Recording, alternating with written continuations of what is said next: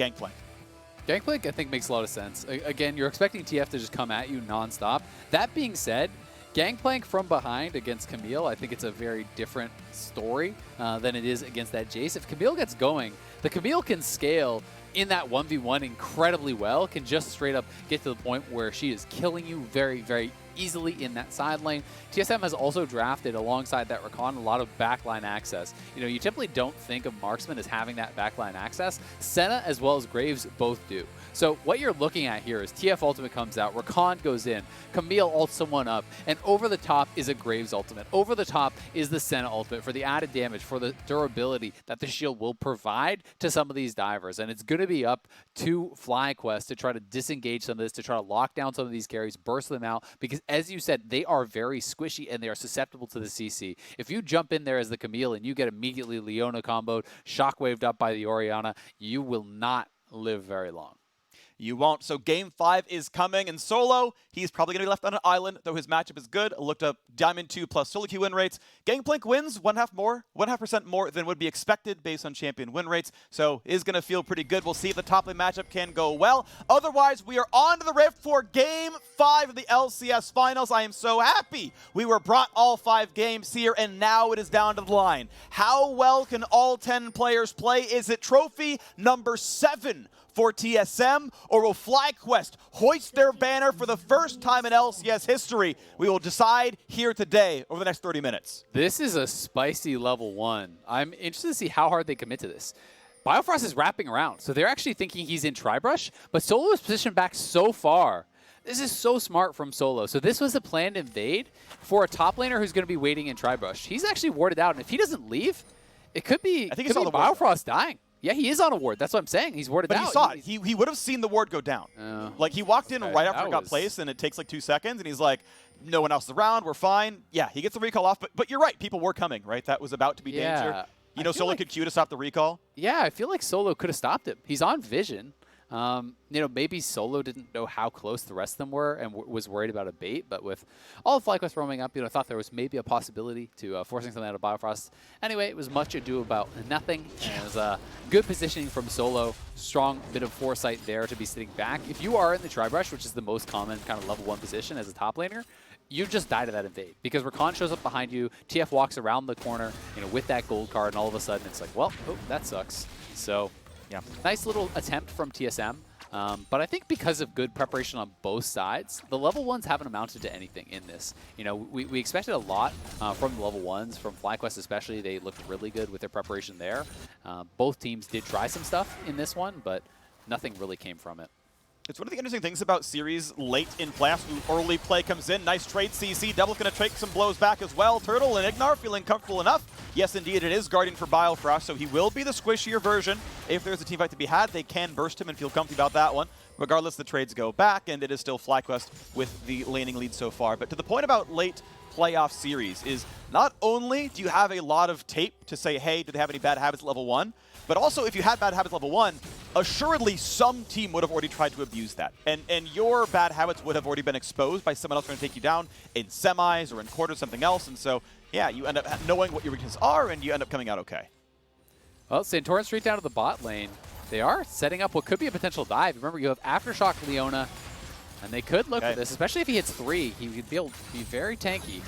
Here comes the TP, Ignite, stun, a lot of CC. They're going to find the pullback, and that's the kill. IgNar drops aggro, Doublelift, the next target, the punch, the shield, the flash away, a double kill at level 3. FlyQuest have the first Blood King. The Viking is here with the thumbs up emo. FlyQuest with the huge start to game 5, 4-man play down to that bottom lane. Level 3 mid laner shows up, level 3 jungler shows up. They have the tanky Leona to absorb a lot of the early shots. In he goes, straight onto Biofrost, pops the Ignite to pull aggro, hits the Q, then follows with the E, flashes out, avoiding that last tower shot, and then Doublelift here, trying to get that final bit of damage down. Santorin surviving with almost no health. And that is not a TP bot lane. You died at your tower that early with the wave pushing. Biofrost and Doublelift will be in trouble from this spot. You come back and you have a buy of a mana crystal. That's it. Well, that's going to look pretty nice here on the FlyQuest side. 700 to 800 gold lead. Double Longsword comes in and feels wonderful. And yeah, there's no first item that Doublelift wants here that's not more than 800 gold. So it's not going to feel good on that side.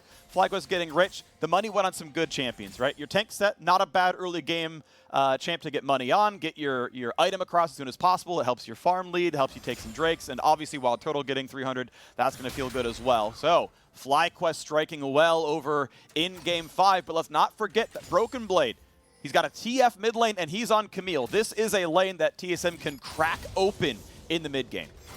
It is, but the bot lane from TSM has got to be able to withstand the onslaught. When you get 4-man dive that early, it becomes very, very difficult. Leona is a champion that can be oppressive from ahead. You have so much additional armor, with that W active, plus the Aftershock. It makes you so tanky, gives you the ability to pull off dives like that, especially when you are setting up for those dives with the Sett. You can see Solo's out of mana here, so he's got to be pretty careful. Bjergsen is coming up, and Solo does get a little bit of mana here. We'll see how he can play this. Goes pop, barrel killed, gold card lands, burst coming across, not a problem at all. TSM striking back on the top side, so now the trade comes into the bottom yet again, but an easy escape. Biofrost jumps around, gives the teammate the shield, and that 2-on-2 is not killable yet. And that was a little bit of greed there from Solo, staying around with no mana, low health. We can see they're trying to attempt this dive, but Spica's here this time. This is dangerous. FlyQuest gets rooted up. And I believe Aftershock is on cooldown anyway, so IgNar can't just tank the turret forever. They will get the second plate, though. That is still 320 gold overall earned, above and beyond the kills themselves. But hey, Solo himself also had to pick up Sapphire Crystal as his recall. Probably couldn't afford the Ruby, and it means he's going to try to Q spam, but he is down 16 CS, and it's not going to get better. Got the Doran's Blade for a little bit of power here, but this is dangerous. He's 6 and he has Sheen. There is huge kill potential as a Camille at this point. Physical damage shield going to feel good. Santorin, of course, is playing around bottom side. They are going to stack that Drake. This is an early Ocean Drake. That's going to feel pretty nice. Bit of missing health regen can help to keep some of the bad matchups afloat, but it's still a long road ahead. Look just how aggressive Broken Blade is in. Empowered Q, gets the sweep, gets the stun, and Solo, off 2 of those combos, is already at half. Exactly, and now Bjergsen is 6. So if Bjergsen can get the push or go missing from that lane, it gets very dangerous. You can see Santorin knows this. With this wave crashing, Solo has got to be calling, hey, they could be here to dive me. They could be looking. You can see Orianna moving up. You can see Sett moving up. They are respecting the potential of this dive, but in this case, TSM is not actually looking to play for that. Bjergsen, I believe, was grabbing blue. It looked like he went over to the side or perhaps just faking for a move towards top lane. As for Broken Blade, gets his trinket down to spot the red buff. When it comes up, when Santorin tries, Spica going to come through to get rid of any of the other vision that they have, and this could easily be 3-man top yet again. Bjergsen already on the way up. Solo, crucially, does have his ultimate, but Spica is living top jungle now. Santorin can't fight for this one. We know the mid laner can show up first as well. Red buff can be attacked. TSM, with just all the top pressure in the world, are going to go for a buff steal. I think this is really smart. If the dive is too risky, move away from the tower.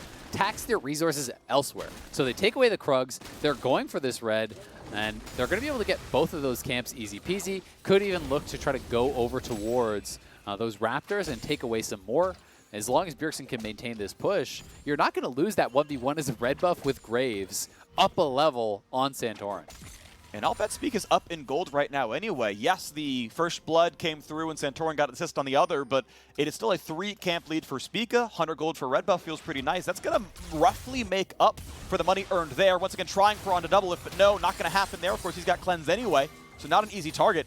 And weathering the storm, the TSM duo lane is right now, is it's equal CS across the board, despite the fact they got double cut at level 2. I mean, your buy was a mana crystal. His buy was 2 long swords and boots, and he now has tier 2 boots, and you're even on farm. After getting 4-man dove at level 2, I think that is some very impressive laning from this TSM duo. To be able to play this lane to a stalemate from that spot is not an easy task. TSM have managed to not bleed any more kills out, and all their summoners are back up. Doublelift, Biofrost, they've got their flashes, they got the heal back up. Only cleanse wasn't used. Still waiting for that one the first time when he needs to. So far, so good. 300 gold difference, and some of that is off the back of Gangplank printing free money. On the side, of course, TF does the same. We will wait to see when the first Bjergsen ult comes through. He switched over to Ignite from the spellbook, and might find him in one of these side lanes soon. Solo is on a ward. Easy trade comes in. There's the stun. There's the first Q. This is a lot of damage on a Solo. He's going to have a hard time. He's nearly solo killed. Ulti could come in, and it does so indeed. How does Solo live? He's got no wards. He's got no way out. He tries to slow, but the flash follow is there, and Broken Blade finds a solo kill in top lane. So well played there by Broken Blade. The lane ward, spotting Solo, walking up to face check that brush. He knew it was coming. The point blank hook shot comes through. He chases him down, gets the kill. Solo now, no ultimate, no teleport, no flash, and you have a Sheen Camille up there who's going to be able to fully reset this wave, have it pushing towards him, and this is going to be danger for that Gangplank, because for the next minute or two here, as this wave starts to push away, you're going to be so susceptible to a potential TF gank. And it might just be a battle of top difference versus bottom difference. Yeah, 11-10. It was 9-8 coming into the series, obviously 2-2 into this one. And now the attempt towards bottom lane will once again be thwarted. TF pops the ulti. Says, okay, I've diffused the situation. I'll just walk back to mid and knock down the wave. Orianna, quick to get what farm you can. Now, there are still turret plates being bled out. Go again, though. Like, yeah, maybe so. You pop TF ult, and you're like, haha, you can't do it, but it's expired now. They saw you actually use it. They're not willing to actually go for it, though, as Turtle is out of mana, so makes sense. Didn't have the ultimate anymore, perhaps expended it off screen. You can see the Leona ult is down too, so it makes a lot of sense that they wouldn't actually go from that position then without PowerOfEvil. Well handled there from TSM, but at the very least, that threat of that move now diffuses the situation top lane a bit. You know, I talked about the huge amount of threat onto Solo as he tries to push it out, and don't get me wrong, he's still in a dangerous spot in that 1v1, but IgNar is moving top lane to cover him. PowerOfEvil's roam forced out the TF ultimate, so he has a few less things to worry about, and if Leona can lock down this Camille, there is potential to actually get a kill here as he has Ignite. See when he moves around. As the bot lane is recall away, though, Doublelift goes from Mana Crystal to Manamune as WildTurtle just picks up a BF sword. That is a really nice spike up for the Senna. That's going to be a huge sigh of relief there. A ton of stats coming across. Pee-wee grabs himself a turret plate. We've still got 3 minutes until the plates fall. We expect FlyQuest to get at least the third plate down to bot side, but be careful. Doublelift flashing over the volley. Goes for his own route, and that's going to force the flash out of WildTurtle. Keep in mind, Doublelift still has a cleanse for round 2 on this one. That is a good trade for him, I think. Looking pretty aggressively there. Biofrost. We'll see if it can be punished, though, as Biofrost, he's in trouble. They can find more. The flash comes in. Here comes the hard CC, chasing down the support. A pullback as well. The punch not going to be enough. Senna ult going to buy some time as well. Santorin's got to be careful. Here comes the rest of the squad. Pee-wee comes in. Shockwave finds the flashless Doublelift. And that should be a kill picked up. Santorin still safe for the back lines. TSM forced to run away. TSM can't be there in time for the mid lane. As the ulti was down, FlyQuest find an unanswered kill. Great teleport there from PowerOfEvil. That was really the difference maker, getting in behind the flashless Senna, taking him down with that shockwave, could not escape. Not only do they get the kill, they should grab the dragon here also. Camille's still up on that top side, but the longer this lane goes in parity, the longer Solo can hold on. When he gets to Triforce, that is where it can become very difficult to continue to punish. You need to be able to threaten the dive in these melee versus GP matchups to really continue to extend that advantage. Still waiting for this turret plate to fall because it's making me nervous. It's got 2 autos still, it's dead. I think Turtle gets it on this wave as the SWAD comes down, but he's got to be careful since he's got no support. And we know Senna and Rakan are coming over soon. Regardless, tie game here. And tie game with 2 Drakes is always going to feel good for the team that's got the 2 Drakes. They're going to start forcing TSM towards themselves. But you can see Solo has to play back. Bjergsen's ult is up. He's still got Ignite spellbooked over. This is not an easy place to be. As the Gangplank, he says, okay, they're not playing aggressively enough for the dive. I get to wave clear this one for now. Still gets the plate, though. Broken Blade, 320 gold to his name from that.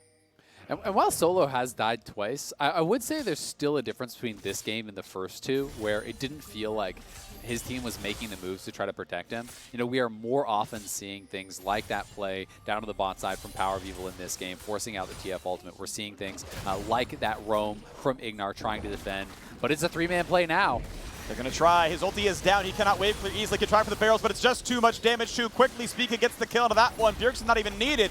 Top lane turret will fall for first turret of the game. Still playing around top side, and this time it's not Jace. This champion is worth giving gold to. Broken Blade going to try to be the win condition off all the help TSM has given him.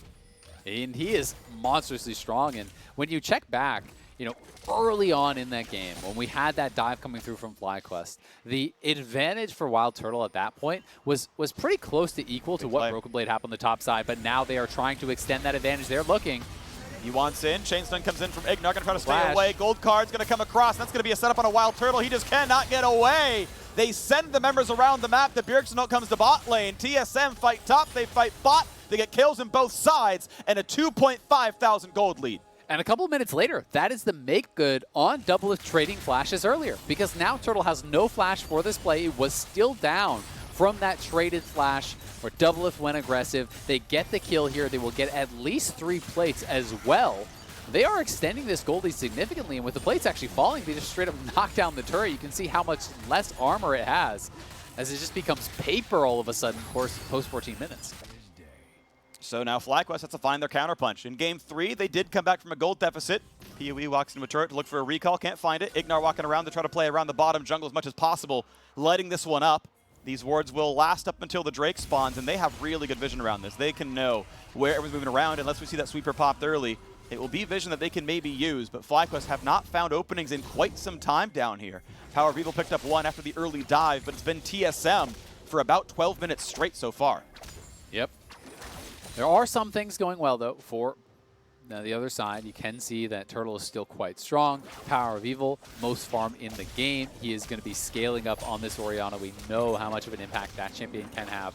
We know that while the Gangplank is very far behind, GP can sit in a side lane, can farm it up, can ult cross map, and try to just hold the Camille. And if you can get to the point as the GP where you can hold the Camille, then the 4v4 should look pretty good for your team, because that is where most of the gold is for TSM. And you can see that massive advantage, 2,000 ahead there for Broken Blade, a good 50% up on his counterpart. It's a big deal. I mean, he is going to be the win condition here. Where he goes, so goes TSM's team fight victories. He beats anyone on the map 1v1. The only question is, can FlyQuest peel him well enough? And that answer may well be no. We'll see, though, if the damage can come across. Merc treads are on the way for PowerOfEvil. He's still stacking towards Seraphs. They've got to catch on towards IgNar. Spica's nearby as well. They're just chain CCing the Leona. Aftershock buys him a lot of time, and the GP ult comes over the top. Is there a re-engage? Spica jumps away. Ward will be fought over. TSM will still keep their turret alive, and just a simple farm game for Doublelift playing under his turret. He's catching CS.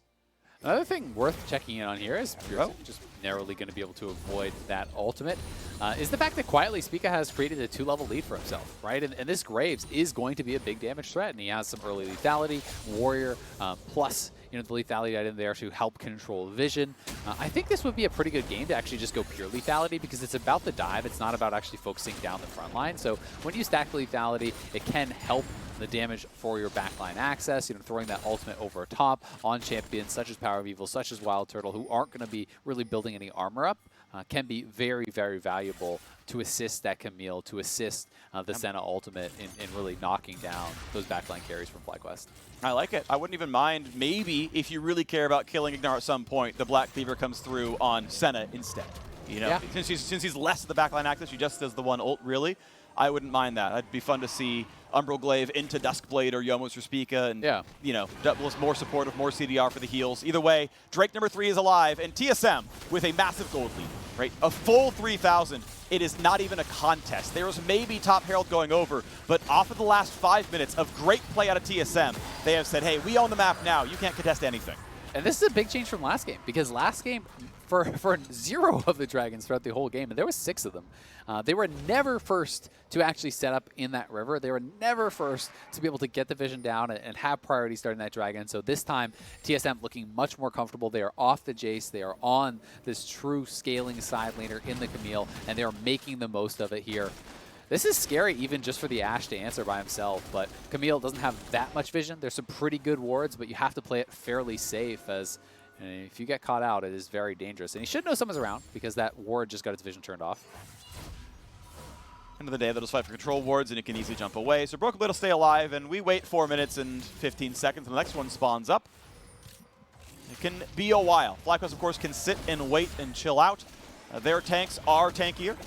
See if that team fight looks better as time goes on, but the longer we wait and we play a stretched out map, the worse it looks for Camille in the side lane and Twisted Fate showing up out of nowhere. FlyQuest going to be hard pressed to find their openings before they are opened up themselves by the global pressure of TSM. We're 2-0 on turrets, so there's even less bastions of safety for the FlyQuest camp. There really are, and it does make it very, very dangerous. Camille One of the things that's actually really nice about this champion, you know, in comparison to some of the other kind of split pushers, you know, especially when you're talking about the likes of the Fiora, it's a champion that can actually take a side lane advantage and very easily transition that into jungle fights, into, you know, mid lane roams and dives. If you have someone trapped under their turret answering you, but you can't dive them, it's so easy to move across the map once you have extra levels in that hookshot, once you have some CDR. It's very low cooldown to be traversing, you know, from bot to mid, from top to mid, and looking for picks, looking to create pressure in additional ways beyond just attacking the turret and beyond just killing your lane opponent. Solo trying to freeze. You see how much they can defend the mid lane as it's pushed down, and Turtle going to play mostly on the back foot, volleys for CS. Bjergsen walks up with PowerOfEvil. He's going to feel comfortable with his Merc Tread, stacking up towards his own comfortable builds. Of course, the Seraphs is done for the shield. Yep, here comes Broken Blade. Here comes the possible 2v1. They find the first stun. They're going to find the second. Shockwave buys a second, and it doesn't matter. Senna's there for the assist, an easy 3v1. Nothing can be done about that. Really well played in that cross-map play. Yeah, the only thing you can do about that is not be there, right? He's pushed up very far in the lane without anyone behind him. And you have to respect the fact that they can look for these plays. But I think he thought because he was fighting the global itself, he didn't have to worry. Because he's fighting the TF can't show up. But they lost track of the teleport there from Broken Blade. And they're going to go for the dive. He engaged under the turret. It's not at the kill, though. They're going to disengage, but there's still a stun lock coming through. Biofrost nearly dies. IgNar the same. Just linking away, keeping their lives up. Solo's got to watch out. Santorin's got to watch out. One more auto will kill him. A second one was needed. Regens up, stays alive. That turret dive so dangerous, though, as mid is still under fire. TSM still better at the end of it all. Their health bars are so high. FlyQuest are not. What a great dive. What a great turret kill. They don't get those kills, but they do get the turret, and they get the teleport off of GP. Thankfully for Solo, he was able to claim that bottom outer tower before he did come over, so that's something working for them. I like that Broken Blade after the Tiamat, instead of just fully completing this, is now working towards the Death Dance. I think this is the better build instead of committing you know, more heavily towards something like the Ravenous Hydra. You can pick that up later. Tiamat is all you truly need to have that fast wave clear. So this is going to make a lot of sense. And once you hit that Death Dance mark, the added resistances, the damage reduction, especially as a melee champion, and that lifesteal make it so hard to actually deal with this guy. He can feel safe to auto-attack and then phase rush away. Means they're going to fight for top scuttle, but IgNar wants to push him away, so maybe the vision can go to FlyQuest's side. But a 5,000 gold lead has been stretching up and up for TSM. They are scaling. No one is answering Camille. No one can handle the TF ulti, as the side lanes look good enough. Farm already answered there. Double needs one more for the second bonus range. 39 there on the Senna. And hey, bot lane. TSM's heading over. Yep, there's the stun. There's all the health bar pretty much instantly. They bring TF. They didn't need it. Doublelift comes in for the kill just to make sure it all goes over, and this turret is next. Very well done. Again, Bjergsen on this TF is so proactive, and Biofrost has the QSS. Going to be an easy walkaway there from the WildTurtle ultimate. This means they grab Dragon pretty much too. It's going to be really hard for FlyQuest to have proper positioning to actually challenge that. We'll see if they even do decide to try, but I've just been so impressed with Bjergsen's TF throughout this series because he has been so incredibly proactive. He is always getting value out of his CDR, always getting value out of this ultimate. It feels like as soon as it's up, you have to know that Bjergsen is going to be looking for a play, and he finds them so effectively with the squad. And we're looking at TSM stopping the reverse sweep. What happened to them against TL a couple years ago, this time they're going to put a stop to it here. They've got the gold lead. They can try to run this one over. Spica running for his life. Gets away with only a slow to him. And maybe they can pull the Drake. Maybe FlyQuest can try to stack this and look for Cloud Soul as their way to win this game. As the teams collapse down, what's this fight going to look like? The health bar is going down pretty quickly. Pee-wee waiting. Broken Blade is on the flank. Not quite spotted. Control ward. No, a Barrow won't see him either. Nice smite. Picks it up. Spica gets that one. Already a good start for TSM. Here is Broken Blade. Dunked backwards, though. Is the re-engage good enough? Senna over the top. The front line of IgNar is going to drop 1 for 0 so far. The pullback, the shield. 1 kill picked up on FlyQuest. Put the flash in. Bjergsen wants it. Doublelift in the fight. Gets the pickup. Traded back though by Solo. 3v3 on the map. Running for his life. Eats the oranges. Out they go. But still, credit to Spica. Gets the smite again. Second Drake goes to TSM. He is up 2 levels, but Spica has been incredible with the smite throughout this series. Some heroics in the last game to keep him in as he stole back-to-back dragons. This one, again, was big. It buys them all the extra time that they need to continue looking for picks. If FlyQuest get that, then all of a sudden they're forcing Soul in 5 more minutes. All of a sudden it feels like the pressure is on. This one starts off with FlyQuest looking aggressively for a play, but they're not able to find Spica, who, by the way, is level 13. He's basically solo laner level. He's actually up on solo. Broken Blade finding the angle here, but the peel that came out from Santorin, you have to keep an eye on him because this was so quick from Santorin. The dunk immediately, that was so fast to actually create space for his mid laner to get away, and that meant Broken Blade had to immediately go into retreat. Solo coming around here, finding the angle on Doublelift. The barrel chain lands, the Q finishes him off. Well played there by Solo, who still had the oranges to escape in the end. So it is that even trade, but TSM gets the advantage of that dragon, and it is in fact additional lethality coming through here for the Graves. He decides to go for the Edge of Night. I like that against high-value engaged champions such as Leona, such as the Ashe. If you can absorb one of those types of spells, it is so incredible what a difference this item really can make.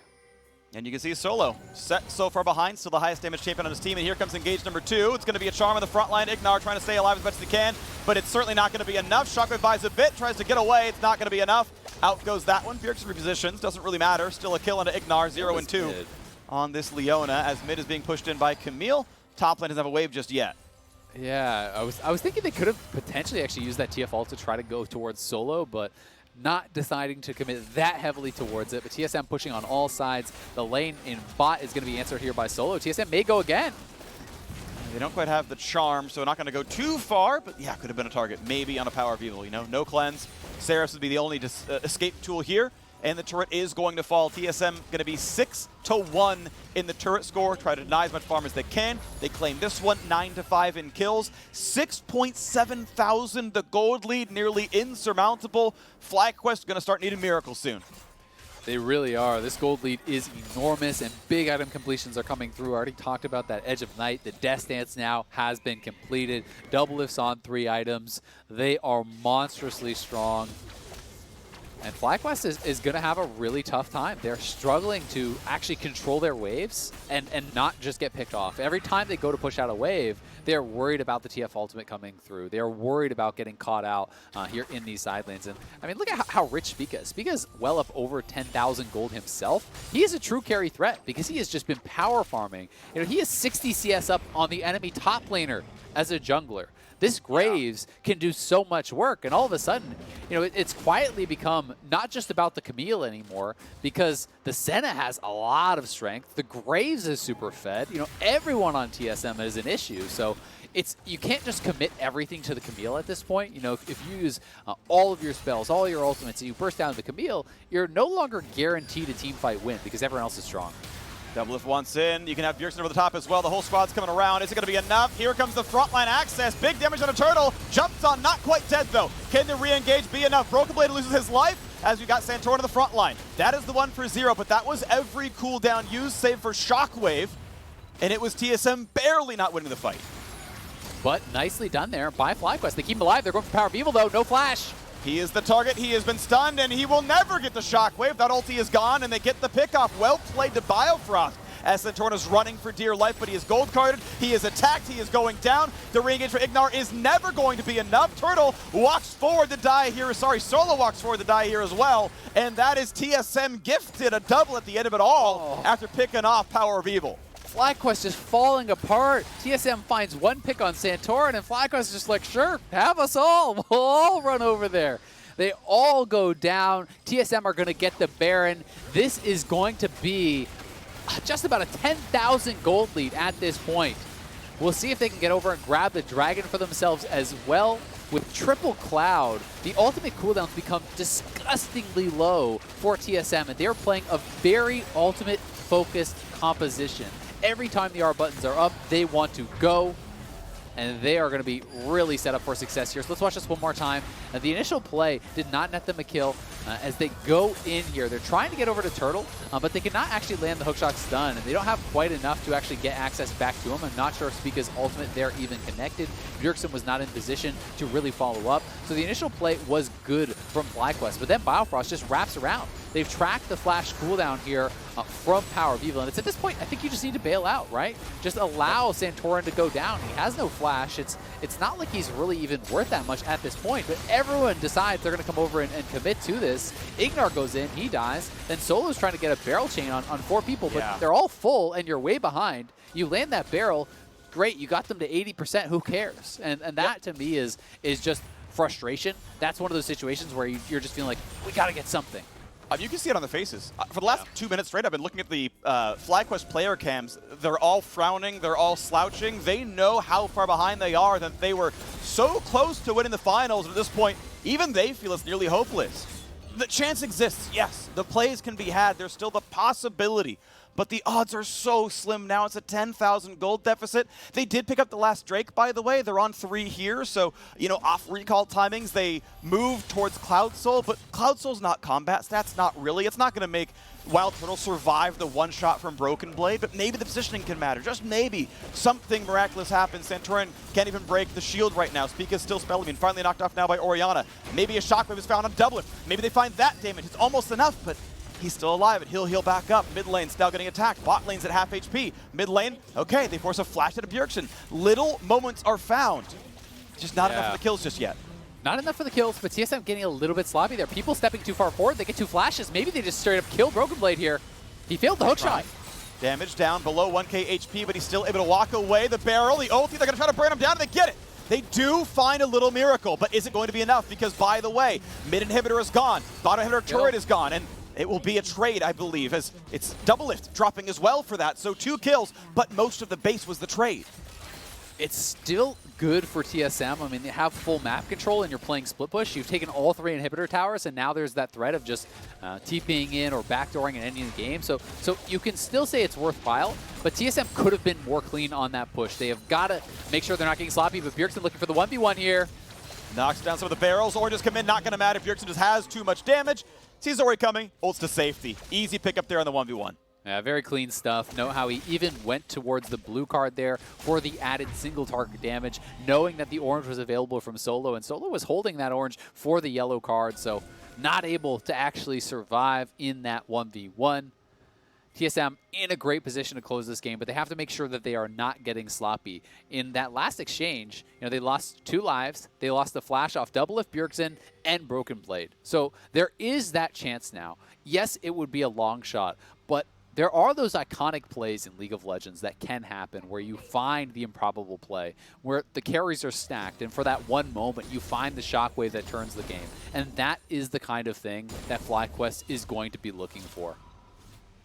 Bjergsen, Baylife never left. He's showing it now in the 2020 Summer Finals. 408 representing Baylife the whole way through, and now looking at the chance at hoisting the 7th TSM trophy. They only won one without him, with Reginald, and then he came in and he has been the star of the show for so many years. Doublelift himself says, man, I'm the support. I'm just here to make sure Bjergsen can win again. He's on to the Senna. It's been good for him. Honestly, TSM Doublelift Senna has been really good. Support Bjergsen, get him around the map, let him set up Broken Blade, let Top Difference be reigning king. And it's been the case here. TSM have won through top lane in every game they have won in this series so far, and it's the team helping out Broken Blade. It's Spica stepping up huge in this series. That Smite Steal is what stopped Cloud Soul from already being the case here for FlyQuest, by the way, and that might have meant another kill down the line. Better base defense. But now the siege begins again. Still a minute on Drake. Baron is gone for 140. And the push comes in towards the last inhibitor, towards the last 2 turrets inside. Arrow's gonna land. Spica's a decent target, stunned in place. They get the pullback, they get a lot of damage, and they'll find just that first shutdown. But what about the backline? What about PoE find the shockwave? They're gonna get the kill on a PoE. It's a 4v4, and Double's gonna find IgNar for number 2. It's a 3v4 on defense for FlyQuest as TSM look for trophy number 7. The first to ever win the LCS, the first to do so much here. Looking to be the last team to win the LCS in 2020, to be the first seed in the Worlds. As the waves come in, as they push down to end FlyQuest in a year where they made back-to-back finals for the first time ever in the year. It's still TSM. From first to last, they're here to push this one down. The turret will fall. Here they go to end the game. The last stand for Santorin against his old team. Turtle the same, but Doublelift has always been the better AD carry. Shows it here in the game as the Nexus falls. TSM claim LCS title number 7. The Kings of North America are back, reclaiming their throne here. It has been 3 long years for them since Doublelift and Bjergsen won with TSM. The team had not done it since, and Doublelift in his first split back with the old squad, is able to pull it off. And I give credit to everyone on this team. Broken Blade, the only one playing top carry left in playoffs. It was a difference maker here. Spica, in my mind, is a true rookie. Yes, he did play a few